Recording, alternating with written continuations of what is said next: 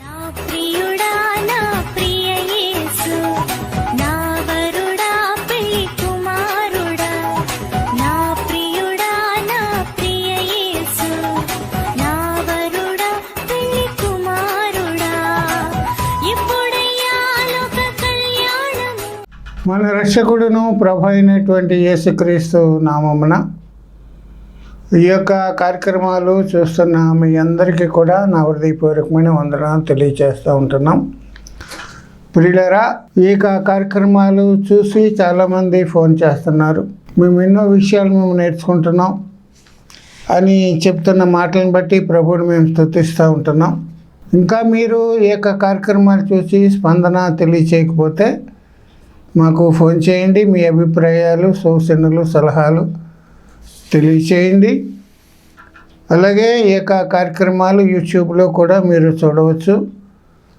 యూట్యూబ్లోకి వెళ్ళి సిలువ సువార్త అని టైప్ చేస్తే ఈ యొక్క కార్యక్రమాలు మీకు అందుబాటులోకి వస్తాయి. ఈ యొక్క కార్యక్రమాలు మీరు లైక్ చేయండి, షేర్ చేయండి, అలాగే స్పాన్సర్ చేయండి. అలాగే ప్రియులరా, ఈ యొక్క కార్యక్రమాలు అనేక మందికి సువార్త అందించాలి అనే ఒక ఆలోచనతోటి ప్రారంభించాం. ప్రభు చిత్తమైతే ప్రభు రాకడ వరకు కూడా కొనసాగించాలని మా యొక్క ఆలోచన. మీరు ప్రార్థన చేయండి. అలాగే మీ యొక్క ప్రార్థన అవసరతలు ఏమైనా ఉన్నట్లయితే స్క్రీన్ మీద మా ఫోన్ నెంబర్ కనిపిస్తుంది. ఆ నెంబర్కి మీరు ఫోన్ చేస్తే మీకోసం మేము ప్రార్థించగలుగుతాం. ప్రభునందు ప్రియులారా, దేవుని వాక్యంలో నుంచి కొన్ని విషయాలు మనం జ్ఞాపకం చేసుకుందాం.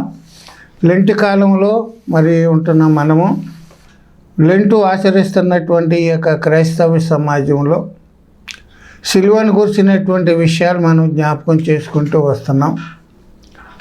మరి లెంటి కాలంలో ఈ యొక్క 40 దినాలు కూడా ప్రతి దినము కూడా మరి దేవుని సన్నిధానంలో కనిపెడుతూ యేసయ్య సిలువ శ్రమలను జ్ఞాపకం చేసుకుంటూ మనం దేవుని సన్నిధానంలో గడిపే పరిస్థితి మనం చూస్తూ ఉంటున్నాం. కనుక పౌలు ఏం చెప్తాడంటే, 1 కొరింథీ పత్రిక 11వ అధ్యాయం 17వ వచనంలో, మీరు కూడి వచ్చుట ఎక్కువ కీడికే కానీ ఎక్కువ మేలుకు కాదు. ఈ 40 దినాలు కూడుకుంటున్నాం మనం. ఈ యొక్క కూడికలు మనకి మేలుకరంగా ఉండాలి కానీ కీడికి కారణం కాకూడదు. మన ఆత్మీయ జీవితంలో మేలు కలిగించే కూడికలుగా ఉండాలి. ఏదో సమాజం కోసం, అలవాటు కోసం, ఆచారం కోసం ఏ లాభం పొందని కూడికలుగా ఉండకూడదు. నిష్ప్రయోజనమైన కూడికలుగా ఉండకూడదని దేవుని యొక్క ఆలోచన. కనుక మీరు కూడి వచ్చేట ఎక్కువ కీడికే కానీ ఎక్కువ మేలుకు కాదంటున్నాడు పౌలు. మన కూడికలు, సంఘ కూడికలు, ఈ సందర్భంగా కూడికలు మేలుకరంగా, ఆత్మీయంగా, ఆత్మాభివృద్ధి, క్షేమాభివృద్ధి కోసం జరగాలి కానీ ఏదో ఆచారంగా, అలవాటు ప్రకారంగా జరిగే కూడికలుగా ఉండకూడదని మీకు మనవి చేస్తున్నాం. సిలువను కూర్చున్నటువంటి విషయాలు మనం జ్ఞాపకం చేసుకుంటున్నాం. సిలువ అనేది అక్షరార్థంగా చాలామంది చూస్తున్నారు, కానీ సిలువ అనేది ఆత్మీయ కోణంలో మనం మరి ధ్యానం చేస్తూ వస్తున్నాం. సిలువ అనే పదంలో ప్రియులారా, ఇంగ్లీష్లో క్రాస్ అని అంటాం. ఈ యొక్క 5 అక్షరాల్లో మొదటి 2 అక్షరాల గురించి మనం నేర్చుకున్నాం. మొదటి అక్షరము సి అని మనం గమనించాం. C stands for crucifixion.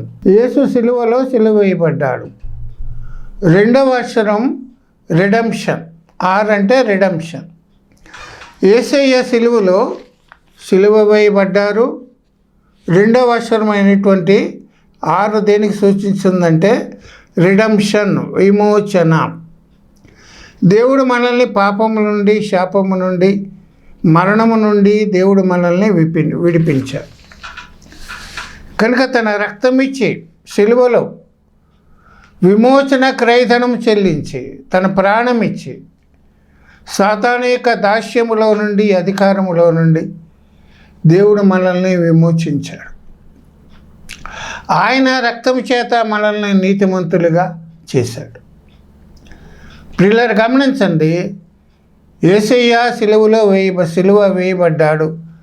మనము కూడా సిలువ వేయబడాలి. మన శరీరాన్ని దురాశలతోటి, ఇచ్ఛలతోటి సిలువ వేయబడాలి. లోకంతో మనం సిలువ వేయబడాలి, మనతో లోకం సిలువ వేయబడాలి. అంత మాత్రమే కాదు, పౌలు చెప్పినట్లుగా నేను క్రీస్తుతో కూడా సిలువ వేయబడ్డాను, జీవించినది నేను కాదు క్రీస్తే నా యందు జీవించుచున్నాడని పౌలు చెప్పిన రీతిగా మన యొక్క అనుదిన జీవితంలో క్రీస్తును చూపించగలిగే వాళ్ళముగా ఉండాలి. గనుక దేవుడు మనల్ని విమోచించాడు.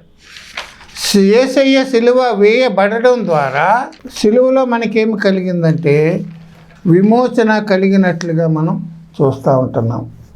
సిలువలో ఆయన ధర్మశాస్త్రం యొక్క శాపం నుండి దేవుడు మనల్ని విడిపించి ధర్మశాస్త్రాన్ని నెరవేర్చి దానిని కొట్టివేసినట్లుగా మనం చూస్తున్నాం. కనుక యేసుప్రభువు వారు ధర్మశాస్త్రాన్ని కొట్టివేశాడు.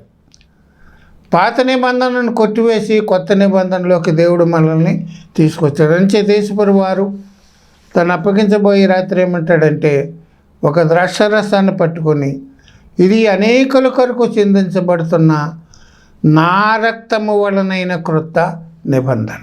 ధర్మశాస్త్రం ఏదైతే చేయలేకపోయిందో అది దేవుడు చేశాడు. కనుక ధర్మశాస్త్రం మనకి ఇప్పుడు పాత నిబంధనాన్ని మనకు ఉందంటే ఆ గ్రంథంలో ఉన్నటువంటి వ్యక్తుల యొక్క జీవితాల గురించి, దేవుని పట్ల వారు నడిచిన విధానాన్ని బట్టి మనం కొన్ని విషయాలు మనం నేర్చుకోవాలని మనకి దృష్టాంతములుగా ఆ యొక్క వ్రాయబడి ఉన్నట్లుగా మనం చూస్తున్నాం. ఇప్పుడు మనం పాత నిబంధన క్రైస్తవులం కాదు, కానీ మనం కొత్త నిబంధన క్రైస్తవులం. నూతన నిబంధన దేవుడు మనకి ఇచ్చాడు. పాతది లోపం ఉంది కనుక దేవుడు కొత్తదాన్ని మనకి ఇచ్చాడు. మంచిది, ముందుకు వెళ్దాం. సిలువలో అనే అక్షరంలో, క్రాస్లో మూడవ అక్షరం ఏంటంటే O, CRO. O stands for obedience. Yesayya సిలువలో విధేయత చూపించాడు. మానవుడు అవిధేయత చూపిస్తే యేసయ్య ఏం చేశాడంటే విధేయత చూపించాడు. గమనించండి ప్రియులారా, రోమాపత్రిక 5వ అధ్యాయం 19వ వచనంలో వాక్యం చెప్తుందంటే, ఏలయనగా ఒక మనుష్యుని అవిధేయత వలన అనేకులు పాపులుగా ఎలాగూ చేయబడ్డారో, ఒకని విధేయత వలన అనేకులు నీతిమంతులుగా చేయబడుతుంది. ఆదాము అవ్వల యొక్క అవిధేయత అనేక మందిని పాపులుగా చేసింది, అనేక మందిని మరణానికి అప్పగించింది. సిలువలో యేసయ్య దేవుని చిత్తానికి విధేయత చూపించారు. మనిషి మరణానికి లోనైపోయినప్పుడు దేవుని రూపాన్ని, దేవుని మహిమను, దేవుని యొక్క పోలికను, దేవుని సహవాసాన్ని కోల్పోయినప్పుడు దేవుడు యేసయ్య సిలువలో విధేయత చూపించి మానవుడు ఏదైతే కోల్పోయాడో, వీటినైతే కోల్పోయాడో అవన్నీ కూడా తిరిగి దేవుడు మనకి ఇచ్చాడు. యేసయ్య సిలువలో దేవుని చిత్తానికి విధేయుడయ్యాడు, లోబడ్డాడు. అంచేత మత్తయి సువార్త 26వ అధ్యాయం 42వ వచనముల వాక్యం ఏం చెప్తుందంటే, నా తండ్రి నీ చిత్తమే సిద్ధించునుగాకని గెత్సెమనే తోటలో ఆయన ప్రార్థన చేశాడు. నా తండ్రి, నా చిత్తం కాదు, నా ఇష్టం కాదు, ఈ గిన్నెను నా ఎదురు నుండి తొలగించము, అయినా నా ఇష్టం కాదు, నీ చిత్తమే నెరవేరునుగాకని ఆయన ప్రియులరా దేవుని చిత్తాన్ని జరిగించినట్లుగా మనం చూస్తూ ఉంటున్నాం. ఇంకా కొంచెం వివరంగా మనం చదువుదాం. యోహాను సువార్త 5వ అధ్యాయం 30వ వచనములో, నా అంతటా నేనే ఏమీయూ చేయలేను, నన్ను పంపిన వాని చిత్త ప్రకారమే చేయకూడదును, కానీ నా ఇష్ట ప్రకారము చేయగోరను. ఈ లోకానికి నా ఇష్టాన్ని జరిగించడానికి నేను రాలేదు, తండ్రి చిత్తాన్ని, తండ్రి ఇష్టాన్ని నెరవేర్చడానికి నేను వచ్చాను అని, పరలోకం నుండి నేను వచ్చానని యేసయ్య తన మాటలతో చెప్తూ ఉంటున్నాడు. యోహాను సువార్త 6వ అధ్యాయం 38వ వచనములో, నా ఇష్టమును నెరవేర్చుకొనుటకు నేను రాలేదు, నన్ను పంపిన వాని చిత్తము నెరవేర్చుటకే పరలోకము నుండి దిగి వచ్చింది. విధేయుడయ్యాడు. లోకములో 33.5 సంవత్సరాలు జీవించినప్పుడు 30 సంవత్సరాల వరకు తల్లిదండ్రులకు విధేయుడిగా జీవించాడు. 3.5 సంవత్సరాల పాటు ప్రియులరా ఆయన సువార్త చేస్తూ పరలోక రాజ్యం గురించి తెలియచేస్తూ దేవుని చిత్తాన్ని జరిగించినట్లుగా మనం చూస్తూ ఉంటున్నాం. గమనించండి ప్రియులరా, ఆయన దేవుని చిత్తాన్ని ఎప్పటి నుంచి మనం చేయడం జరిగించాడంటే ఆయన 12 సంవత్సరాల వయసు ఉన్నప్పుడు మరియా యోసేపులు పస్కా పండుగ ఆచరించడానికి యెరూషలేముకి వెళ్ళినప్పుడు ఆచరించిన తర్వాత తిరుగు ప్రయాణంలో ఆయన బంధువుల దగ్గర ఉన్నాడేమో అని అనుకున్నారు. వారు 3 దినాలు ప్రయాణం చేశారు. యేసయ్య జాడ ఎక్కడా కనపడలేదు. మరలా వెనక్కి వచ్చారు. వారు వచ్చేటప్పటికి యేసయ్య దేవాలయంలో శాస్త్రులతోటి పరిసయ్యులతోటి మాట్లాడుతున్నట్లుగా మనం చూస్తున్నాం. వారు అడిగే ప్రశ్నలకి జవాబు చెప్తున్నారు. అయ్యా మిమ్మల్ని మేము వెతుక్కుంటూ వచ్చామని అన్నప్పుడు యేసయ్య ఏమన్నాడో తెలిసిన యోహాను సువార్త లూకా సువార్త 2:49 మీరేళ నన్ను వెతుకుతున్నారు, నేను నా తండ్రి పనుల మీద ఉండవలెనని మీరు ఎరుగరా. చిన్నప్పటి నుంచే తండ్రి పనుల మీద ఆయన మరి చేయడానికి ఇష్టపడతా ఉంటున్నాడు.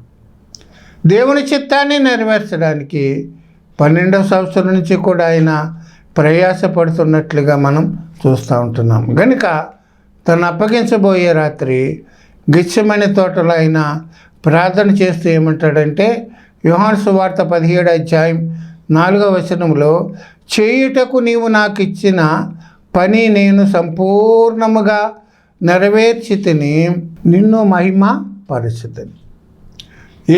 ఏ పని అయితే నువ్వు నాకు అప్పగించావో ఆ పని నేను భూమి మీద నెరవేర్చి నిన్ను మహిమపరిచానని దాన్ని సంపూర్తి చేశాను, దానిని పూర్తి చేశానని దేవునితో చెప్పడం మనం చూస్తూ ఉంటున్నాం. గమనించండి ప్రియులారా, యేసయ్య దేవుని చిత్తానికి విధేయుడు అయ్యాడు.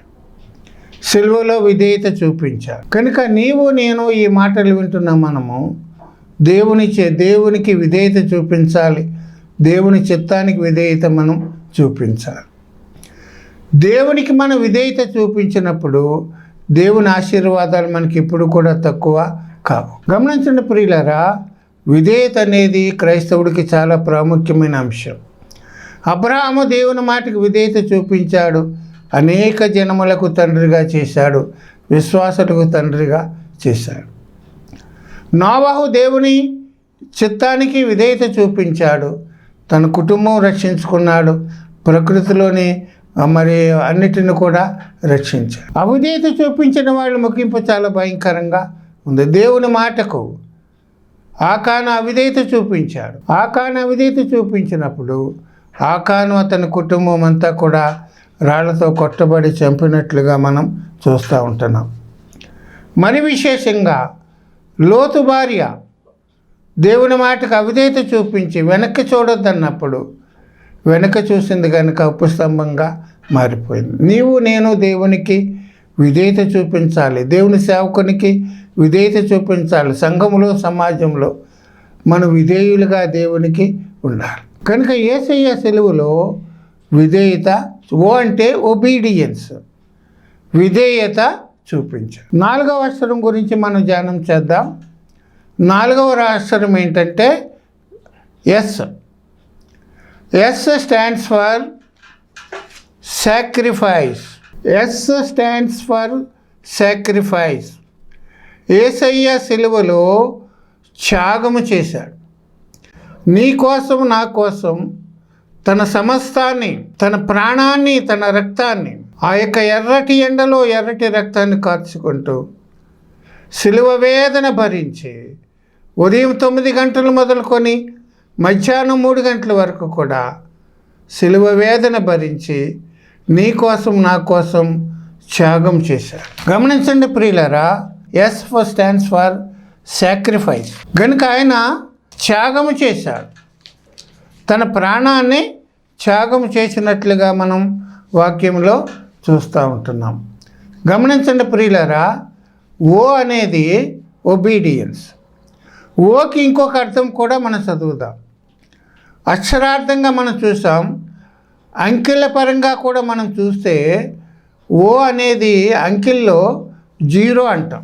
కనుక ఏదైనా తోటలో ఆదామవ్వలు పాపం చేసి దేవుడిచ్చినటువంటి మహిమను, దేవుని యొక్క రూపాన్ని, దేవుని యొక్క సహవాసాన్ని కోల్పోయినప్పుడు సమస్తమును కోల్పోయి ఏదైనా తోటలో హీరోగా ఉన్న ఆదాము జీరోగా మారిపోయాడు. ఏదైనా తోటలో దేవుడు అన్నిటినీ అప్పగించాడు. ఒక నాయకుడిగా, ఒక అధికారిగా, ఒక యజమానిగా దేవుడు అతన్ని చేసి అతని చేతికి సమస్తమును అప్పగించి ఒక హీరోగా ఏదైనా తోటలో నిలవబెడితే ఆదాము ఏం చేశాడంటే దేవుని మాటకు అవిధేయత చూపించి సమస్తమును కోల్పోయి జీరోగా మారిపోయాడు. వాక్యం ఏం చెప్తుందో తెలిసిన ఆది కాండంలో పాపము చేసిన తర్వాత ఆదాము ఏం చేశాడంటే 3వ అధ్యాయం 5వ వచనములో అప్పుడు వారిద్దరి కన్నులు తెరవబడెను,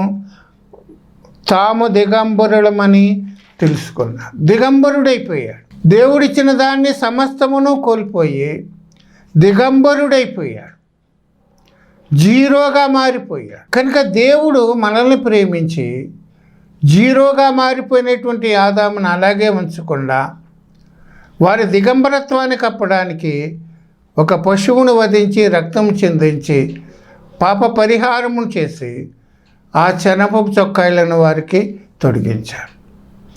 అది తాత్కాలికమే, కానీ మానవునికి పరిష్కారం, శాశ్వతమైనటువంటి పరిష్కారం యేసయ్య ప్రియులారా తన మహిమను విడిచి తన అధికారాన్ని వదిలిపెట్టి దేవునితో ఉండే ఆ సహానుభావం వదిలిపెట్టి సమస్తమును వదిలిపెట్టి ఈ లోకానికి రిక్తుడిగా వచ్చి దరిద్రుడిగా వచ్చి ఏ మనుషుని యొక్క పాదములు కడిగేటంత వరకు కూడా తగ్గించుకొని సిలువలో ప్రియులారా ఆయన జీరోగా మారిపోయాడు. పాపము లేనివాడు పాపముగా చేయబడ్డాడు. మనందరి పాపములు ఆయన మీద ఆరోపించబడ్డాయి. పరిశుద్ధుడు పాపిగా మారిపోయి యేసయ్య జీరోగా మారిపోయి మనం ఏదైతే కోల్పోయామో అవన్నీ కూడా తిరిగి మానవుడు జీరోగా ఉన్న మానవుడిని తిరిగి హీరోగా చేయడానికి ఆయన సిలువలో జీరోగా మారిపోయాడు. దిగంబరుడైపోయాడు. ఆయన ఏమీ లేనివాడిగా అయిపోయిన పరిస్థితి యేసయ్య సిలువలో మనం చూస్తూ ఉంటున్నాం. కనుక యేసయ్య మనల్ని తిరిగి హీరోలుగా చేయడానికి ఆయన సిలువలో జీరోగా మారిపోయాడని మనం గమనించాలి. 4వ వచనం yes stands for sacrifice. Yesayya సిలువలో మనకి త్యాగం చేశాడు, మన కొరకు త్యాగమైపోయాడు, తన ప్రాణాన్ని ఇచ్చినట్లుగా మనం చూస్తూ ఉంటున్నాం. ప్రియులారు గమనించండి, త్యాగం అనేది ఎప్పుడు వస్తుందంటే ఒక వ్యక్తిని ప్రేమించినప్పుడు ఆ యొక్క వ్యక్తి కోసం ఏమైనా చేయడానికి ఎవరు కూడా వెనుకాడరు. ప్రేమ ఏమి చేస్తుందంటే త్యాగానికి నడిపిస్తుంది. ప్రేమ మరణమంత బలమైనది అంటాడు పరమగీతాలు. ప్రేమ మరణమంత బలమైంది. యేసయ్య నీ కోసం నా కోసము సమస్తమును వదిలిపెట్టి ఆయన మన కోసం తన ప్రాణాన్ని త్యాగం చేశాడు. త్యాగం అనేది ఎప్పుడు వస్తుందంటే ఇష్టపడినప్పుడు మాత్రమే, తనకు తానుగా ఇష్టపడినప్పుడే ఆ త్యాగం చేయగలుగుతాడు.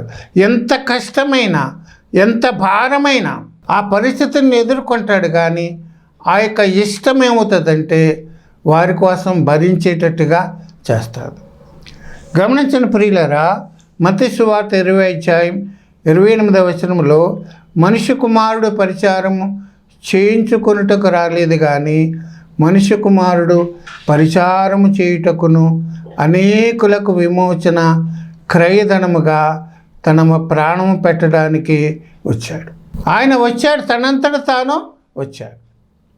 ఇంకా కొంచెం వివరంగా మనం చదివితే గలతీ పత్రిక 1వ అధ్యాయం 4వ వచనంలో క్రీస్తు మనలను ప్రస్తుతపు దుష్టకాలం నుండి దుర్నీతి నుండి మనలను విమోచింపవలెనని మన పాపముల నిమిత్తము తన్ను తాను అప్పగించుకున్నాడు.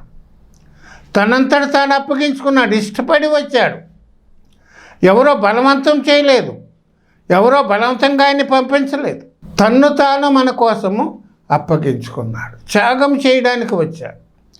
తన ప్రాణం ఇవ్వడానికి యేసయ్య ఈ లోకానికి వచ్చాడని మనం గమనించాలి. ఇంకా కొంచెం వివరంగా తీతు పత్రిక 2:14 ఆయన సమస్తమైన దుర్నీతి నుండి మనలను విమోచించి తన సొత్తుగా చేసుకొనుటకు తన్ను తాను మన కొరకు అప్పగించుకొని తనంతట తాను తన ప్రాణం ఇవ్వడానికి వచ్చాడు. కనుక యెషయా గ్రంథం 53:12 ప్రియులరా, ఏలయనగా మరణము పొందునట్లు అతడు తన ప్రాణమును ధారపోసి, యెషయా భక్తుడు ప్రవచనం చెప్పాడు, తన ప్రాణాన్ని ధారపోశాడు. సిలువలో తన ప్రాణాన్ని త్యాగం చేసి రిక్తుడైపోయి నీ కోసం నా కోసం సిలువ వేదన భరించినట్లుగా మనం వాక్యంలో చూస్తున్నాం. ప్రియులారా, సిలువ యొక్క విలువ నీకు తెలిసిన యేసయ్య సిలువలు ఎంత వేదన పడ్డాడో, ఆ యొక్క తన ఎండలో ఆ యొక్క యెరూషలేము వీధుల గుండా బరువైన సిలువను, భారమైన సిలువను మోస్తూ మనందరి పాపముల ఆ సిలువ మీద వేసుకొని యెరూషలేము వీధిలో మోసుకుంటూ ఆ గొల్గొతా కొండ ఎక్కి నీ కోసం నా కోసం సిలువ వేయబడ్డాడు. తన ప్రాణాన్ని త్యాగం చేశాడు. తన ప్రాణాన్ని మన కోసం అప్పగించి, అటువంటి యేసయ్య కోసం ఏం చేస్తున్నాం? సిలువను వ్యర్థం చేయొద్దు. చివరికి ఐదో అక్షరం కూడా ఎస్. క్రాసులో 5వ అక్షరం ఎస్. 5వ అక్షరం ప్రియులరా, ఆ ఎస్ స్టాండ్స్ ఫర్ సాల్వేషన్, రక్షణ. యేసయ్య సిలువలో విధేయత చూపించడం వల్ల, తన ప్రాణాన్ని త్యాగం చేయడం వల్ల మనకేమి లభించిందంటే సిలువ ద్వారా మనకి రక్షణ వచ్చింది. యేసయ్య మనల్ని రక్షించాడు. మన పాపముల నుండి, శాపముల నుండి మనల్ని విమోచించి మనను రక్షించినట్లుగా మనం చూస్తున్నాం.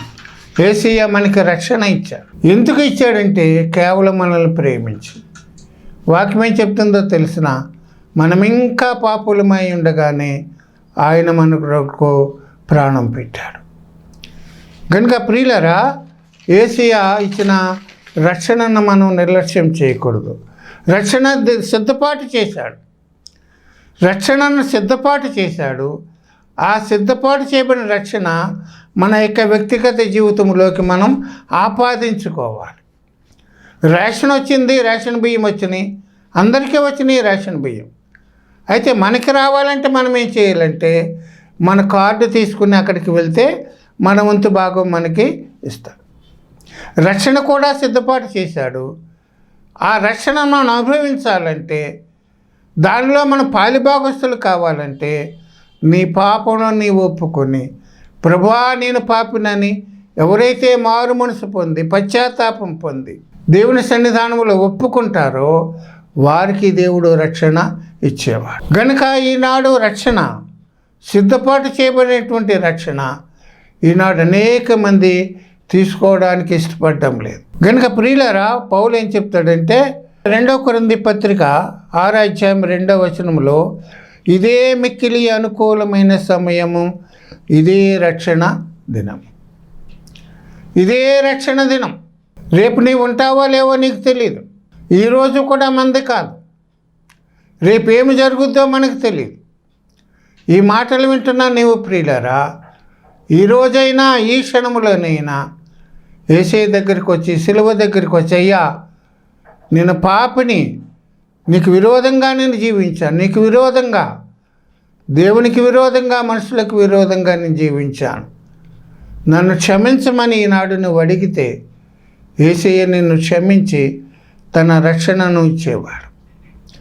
వాక్యం ఏం చెప్తుందంటే, ఇంత గొప్ప రక్షణ నీవు నిర్లక్ష్యం చేస్తావా? నిర్లక్ష్యం చేయొద్దు సుమా. ప్రియులరా, దేవుడిచ్చినటువంటి రక్షణను నీవు అనుభవించాలి. దేవుడు సిద్ధపాటు చేసినటువంటి స్థలంలో, ఆయన ఉండే స్థలంలో నీవు కూడా ఉండాలంటే నీవు రక్షించబడాలి. తండ్రి యొక్కయు కుమారుని యొక్క పరిశుద్ధాత్మిక నామములోనికి బాప్తిసం పొంది దేవుని యొక్క సంఘములో చేర్చబడి దేవునిలో కొనసాగుతూ ఉండాలని దైవజనుడిగా నీకు తెలియచేస్తాను. రక్షణ పొందడానికి వాయిదా వేయొద్దు. వాయిదా వేస్తే రేపు ఉంటావో లేదో నీకు తెలీదు. ప్రియులరా, నీ ప్రాణము పోకముందే, దేవుని రాకడ ముందే నీవు రక్షించబడాలి. దేవుని రాకడ ఎప్పుడో మనకు తెలియదు. నీ ప్రాణం పోకడా నీకు తెలియదు. సమయం ఉండగానే నీవు దేవుడిచ్చిన సెలవులో ఇచ్చినటువంటి రక్షణలో నీవు కొనసాగాలి, పొందుకోవాలి. గనుక వాక్యం ఏం చెప్తుందంటే, ఎఫ్సి పత్రిక 2:8 మీరు విశ్వాసము ద్వారా కృపచేతనే రక్షించబడి ఉన్నారు. ఇది మీ వలన కలిగినది కాదు, ఇది దేవుని వరమే, దేవుడిచ్చిందే. అందరికీ ఉచితంగా ఇచ్చాడు రక్షణ. దానికోసం డబ్బులు ఖర్చు పెట్టక్కర్లేదు, తీర్థయాత్రలు చేయక్కర్లేదు, ఏమేమో చేయని అవసరం లేదు, తలక్రిందులుగా తపస్సు చేయవలసిన అవసరం లేదు, వేల రూపాయలు, లక్ష రూపాయలు ఖర్చు పెట్టని అవసరం లేదు. దేవుడు ఉచితంగా ఇచ్చే రక్షణ. అది మీ వల్ల కలిగింది కాదు, నీ బలం వల్ల, నీ శక్తి వల్ల, దేనివల్ల కలిగింది కాదు, అది దేవుని వరం. ఉచితంగా వచ్చినటువంటి రక్షణను నువ్వు ఎందుకు పోగొట్టుకుంటున్నావు? ఎందుకు ఇంకా దేవుని రక్షణలోకి రాకుండా ఎందుకు నీ జీవితాన్ని అనుభవిస్తున్నావు అనేది కాదు. ఇవాళ నువ్వు చనిపోతే నువ్వు ఎక్కడికి వెళ్తావో నీకు నిశ్చయిత ఉందా? నువ్వు ఎక్కడికి వెళ్తావో నీవు నిశ్చయిత కలిగి ఉండాలి. కనుక ప్రియులరా, యేసయ్య సిలువ నీ విషయంలో వ్యర్థం కాకూడదు. నువ్వు తిరస్కరిస్తున్నావంటే సిలువను గూర్చిన వార్త నశించుతున్న వారికి వెర్రితనము, రక్షించబడుతున్న మనకు దేవుని శక్తి. కనుక సిలువ యొక్క అర్థాలు మరొకసారి మీరు చూడండి స్క్రీన్ మీద. C stands for crucifixion, R stands for redemption, O stands for obedience, S stands for sacrifice, S stands for salvation. చివరిగా సిలువ ద్వారా, యేసయ్య సిలువ వేయబడడం ద్వారా దేవుడు మనకి రక్షణ ఇచ్చాడు. ఈ రక్షణను పొందుకోవాలని నా ఆశ దేవజనుడిగా మీకు తెలియచేస్తున్నాను. కనుక లెంట్ కాలంలో ఇంకెవరైతే రక్షణ లేకుండా ఉంటున్నారో, ఇంకా సిలువను కూర్చున్న వార్తను నిర్లక్ష్యం చేస్తున్నారో, వారు రక్షించబడండి. మీ యొక్క ముగింపు మీకు ఆశీర్వాదకరంగా ఉండాలని తెలియచేస్తూ ఈ మాటలు నేను ముగిస్తున్నాను. దేవుడు ఈ మాటలు మన కోసం దీవించి ఆశీర్వదించును గాక. ప్రార్థన చేద్దాం. జీవము కలిగిన మా పరలోకపు తండ్రి, నమ్మదగిన దేవా, నీ పరిశుద్ధ నామమున స్తోత్రాలు. ఇంతవరకు మాతో వివరంగా విస్తారంగా మాట్లాడారు. నీ సిలువను కూర్చున్నటువంటి విషయాలు మాకు తెలియచేశారు. ఇంకెవరైతే రక్షించబడలేదో వారు కూడా రక్షించబడడానికి ఇదిగో నేను నీ సన్నిధికి రావడానికి సహాయం చేయండి. పరిశుద్ధాత్మ దేవ, వారిని పాపంను గూర్చి, నీతిని గూర్చి, తీర్పుని గూర్చి వారిని ఒప్పింపచేయండి. ఈ సిలువ కాల ధ్యాన కూడికలు మాకు ఆశీర్వాదకరంగా ఉండడానికి సహాయం చేయండి.